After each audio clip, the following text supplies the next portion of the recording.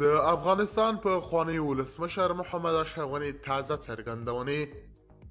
ښاغلي ولسمشر محمد اشرف غني د طالبانو حکومت تورن کړ چې په داسې ډول هیڅ حکومت داسې حکومت نشي چلولی څنګه چې دوی روان کړی دی. ښاغلي ولسمشر محمد اشرف غني د طالبانو پر حکومت ډېرې کلکې نیوکې وکړې. په سلامونه محرکلای کوم، هیله لرم چې جوړ او روغ به یې. په سر کې یادونه کوم که باور نیوز چینل مو نه سبسکرایب کړی، د نورو تازه خبرونو لپاره باور نیوز چینل سبسکرایب کړئ.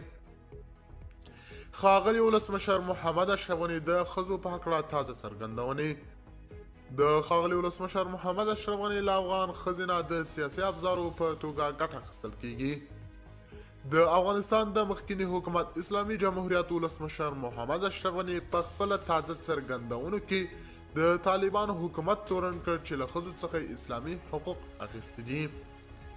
محمد اشرف غني د ښځو د نړیوالې ورځې په مناسبت په خپل رسمي فیسبوک کې څه باندې 20 دقیقې غږیز بیان خپور کړی دی.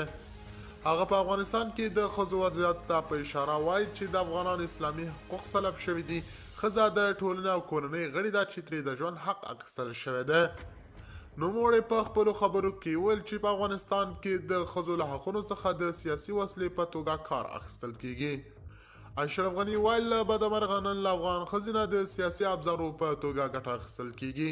خارجیان راغلي دي تمام ورځ غږیږي چې نن باید دوی ښځو ته هغه حق ورکړي چې په اسلام کې خوندي دي، او دلته نور طالبان سرزوري کوي چې دا ستاسو کارونه ده. معلومه نه ده چې دا بیان کله او چیرته ثبت شوی ده، خو محمد اشرف غني په متحده عربي اماراتو کې اوسیږي. د باور نیوز چینل درنو لیدونکو دا و زموږ ته د مهال چمتو کړی خبر. که غواړئ د نورو تازه خبرونو څخه خبر شئ نو باور نیوز چینل سبسکرایب کړئ. د الله په امان تر بیا ښې چارې